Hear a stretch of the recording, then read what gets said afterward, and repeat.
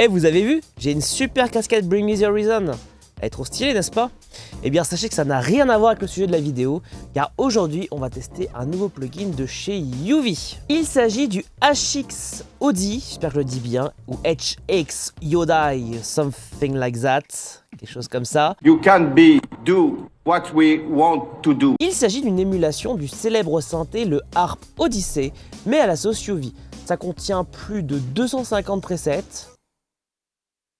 280 je crois. Et donc c'est une émulation, une version réimaginée de ce synthé dans une version plutôt facile à prendre en main, on va le voir juste après. Donc ce que je vous propose, c'est que comme d'habitude, on va tester le plugin en direct, on va faire une compo avec et on va voir ce que la bête a dans le ventre. Allez, c'est parti.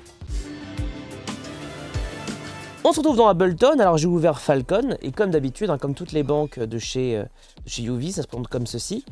Et donc on va avoir le HX Odyssey qui va se représenter par plusieurs patchs, à la fois des séquences, des arpèges, basses, lead, keys, poly, ainsi que des brasses, des plucks, des rythmiques FX, ainsi que un petit patchbook, ce qui est quand même assez intéressant si vous voulez apprendre à patcher votre propre synthé, bah, vous pouvez partir de là, c'est toujours assez cool. Globalement, l'interface se présente de cette manière, on va avoir à gauche les sources sonores, donc on va avoir deux oscillateurs et un champ samples où on va pouvoir sélectionner un type de son et un peu le trifouiller, le paramétrer en mettant un peu d'unisson, etc. Ça reste très simple, mais c'est quand même assez cool. Ensuite, on va retrouver une section mixeur qui va nous permettre de déterminer à quel volume ou si on veut l'oscillateur 1, l'oscillateur 2, le noise ainsi que le sample. On va retrouver les filtres des oscillateurs et les filtres des samples ici. Donc vous voyez que déjà globalement en termes d'interface c'est pas bien compliqué. En bas on va avoir la partie amplification avec à la DSR classique, le pitch avec la conférence du pitch, etc. Tout en bas, on va retrouver des LFO ainsi que des step séquenceurs. On pourra bien sûr personnaliser notre LFO comme on le veut. Si on va sur la partie main, on va avoir essentiellement les sortes de macros qu'on a paramétrés qui va nous permettre de contrôler un petit peu les paramètres mais avec une interface plus simple sans forcément avoir besoin d'aller dans la partie edit. Et on va avoir deux autres parties. La partie FX qui va nous permettre de gérer des effets assez classiques, hein. On va retrouver du delay, de la reverb, du drive, du chorus, du flanger, de l'EQ et un petit maximizer pour gérer un peu le volume en sortie. On va pouvoir mettre un arpégiateur qui va soit s'appliquer sur l'oscillateur, soit sur le sampler, soit sur les deux. Donc c'est bien, on peut avoir une possibilité de changement et de choisir quelle source va être influencée. Le volume de sortie qui va être là. Et ici, on pourra définir le nombre de voice, le bend et si on veut jouer en poly ou en poly portamento ou en mono retrigger au portamento et le glide, comment on est censé réagir. Alors, globalement, c'est plutôt cool. C'est juste un tout petit peu dommage. J'aurais bien aimé une option MPE parce que avec mon Ableton Push 3, ça aurait été quand même vachement cool de pouvoir avoir un peu de contrôle là-dessus. Bon, peut-être qu'ils le feront dans une future mise à jour, mais c'est vrai que le MPE, c'est quand même une petite révolution et quand on a commencé à y goûter, ça donne quand même vachement envie d'y revenir, quoi. Donc, un peu dommage, un petit coup manqué. J'espère que ça sera disponible dans une mise à jour. Ça pourrait être vachement cool. Bon, perdons pas de temps. Je vous propose qu'on passe un peu en revue quelques patchs parce qu'il y a quand même des choses assez cool. On va commencer par des plucks. Je vais me mettre dans une scale un peu mineure histoire de...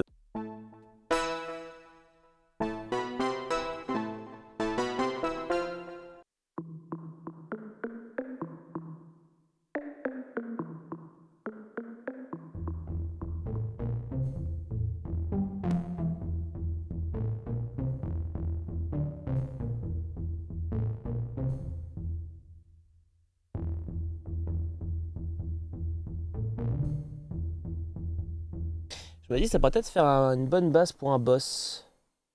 Par contre, ça serait un boss peut-être à la Ori, enfin à la Omori plutôt. Un truc un peu électro qui tabasse un peu. Peut-être faire un truc un peu sympa si je prends un petit kick house. On va essayer de faire quelque chose, un petit thème de boss, un truc.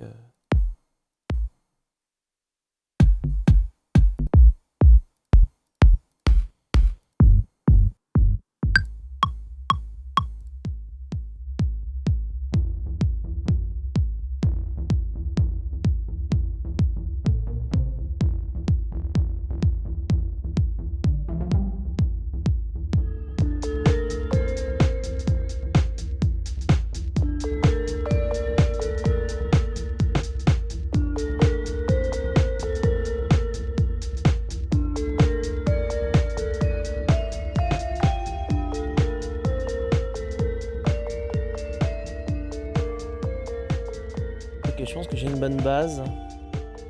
Ce qui peut être cool, c'est qu'après on peut faire une petite répétition.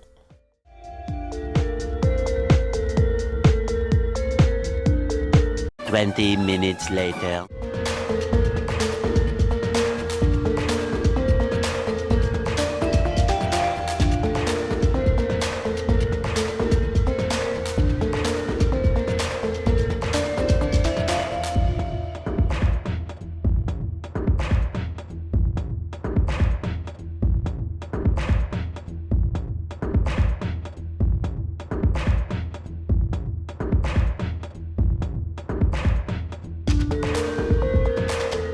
Ok, on va voir. Bon, maintenant qu'on a une petite base, on va essayer de commencer à réfléchir un peu à d'autres éléments que des plugs qu'on pourrait mettre. Peut-être qu'on peut aller mettre des brasses, peut-être, des petits cuivres.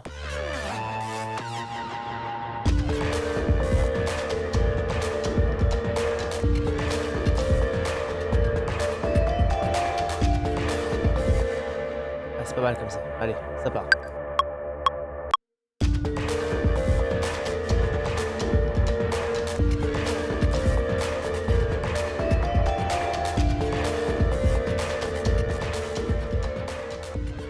Five hours later.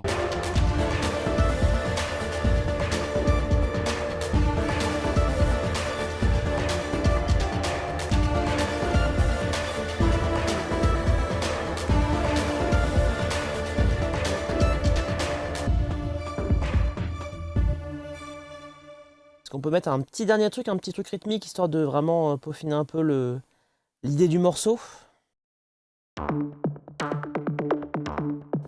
Ouais, voilà, un petit truc comme ça.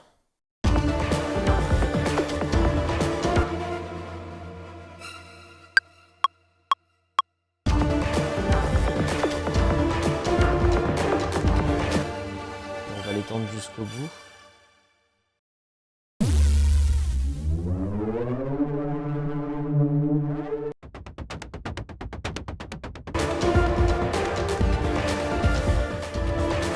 Ok, pour la compo, je pense que c'est pas mal.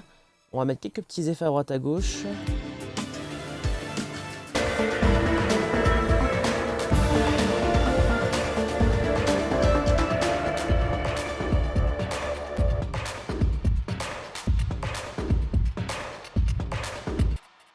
Bon, je pense que j'ai une bonne base. Ce que je vais faire un petit moment off pour réajuster des petits trucs. Vraiment, ce sera pas grand chose de plus de la compo. Je vous fais écouter la version finale et on se retrouve juste après pour mon avis sur le plugin.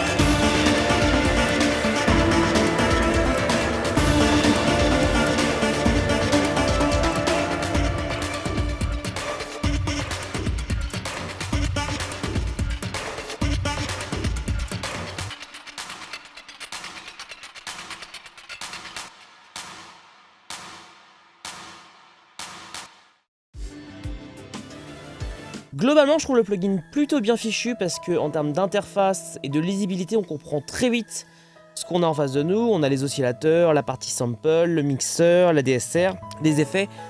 On n'est pas perdu pour un sou et on arrive facilement à trouver son chemin là-dedans et on arrive assez facilement à faire des sons. Alors pour le coup j'utilisais essentiellement des presets, mais pour avoir essayé en off, la personnalisation ça reste très classique et franchement c'est très bien. Je trouve ça très bien et je pense que ça peut faire un très bon premier plugin pour ceux qui aiment bien le son de l'Harp Odyssey mais qui veulent une version un peu revisitée. Je pense que c'est pas mal. Globalement, je suis plutôt satisfait du plugin. Les seuls points négatifs que moi je vois, c'est que c'est dommage d'avoir fait une version réimaginée, de ne pas avoir intégré du MPE. C'est quand même un peu dommage parce que le MPE pour moi c'est quand même l'avenir des 10 prochaines années en termes de synthèse et le fait de ne pas en mettre, bah, c'est un peu dommage. Et pour moi, un truc qui est aussi un peu dommage, c'est que ça a l'air quand même d'être plutôt gourmand parce que j'ai quand même une config plutôt forte et ça a l'air de quand même pas mal bouffer. Et un truc que je trouve un peu dommage, c'est le fait que comme les percussions sont mélangées avec la partie FX, alors il n'y en a pas beaucoup certes, mais du coup on a du mal à savoir est-ce que ça va être des percussions ou des FX et du coup on est obligé de les ouvrir, sachant qu'il y a quand même un petit temps de chargement entre chaque patch. Donc ça veut dire qu'on perd quand même pas mal de temps à la créativité, donc ça peut, notamment pour des métiers comme le mien, comme compositeur ou quoi, ça peut être un peu ralentissant en fait de devoir faire ce truc là. Mais sinon je trouve que le plugin est plutôt bon, donc si vous êtes un féru de Falcon et que vous aimez bien ça, HX Odyssey je pense que c'est vraiment bien pour des gens qui n'ont pas forcément un Massive ou un Pigment mais qui veulent un synthé simple de prise en main avec des fonctions assez avancées mais pas trop avancées. On va avoir des choses assez simples, on peut quand même aller loin, mais c'est facile à prendre en main, mais je pense que c'est plus difficile à maîtriser parce qu'il faut quand même prendre le temps de progresser là-dedans et ça peut prendre du temps. Voilà. Si je dois résumer très rapidement en une phrase, j'ai bien aimé, il me manque quelques petits trucs pour que vraiment je sois très satisfait du plugin, mais pour moi c'est vraiment une réussite. Donc bravo Yuvis, c'est vachement bien. Si vous avez des questions, des choses donc, que j'ai pas forcément abordées dans la vidéo, n'hésitez pas à la section commentaires et là pour ça je me ferai un plaisir de vous répondre et de vous donner des pistes ou de répondre à vos interrogations. Ça sera avec grand plaisir. Merci à Yuvis de sa confiance et on se retrouve la prochaine fois pour une nouvelle vidéo. Allez, tchuss!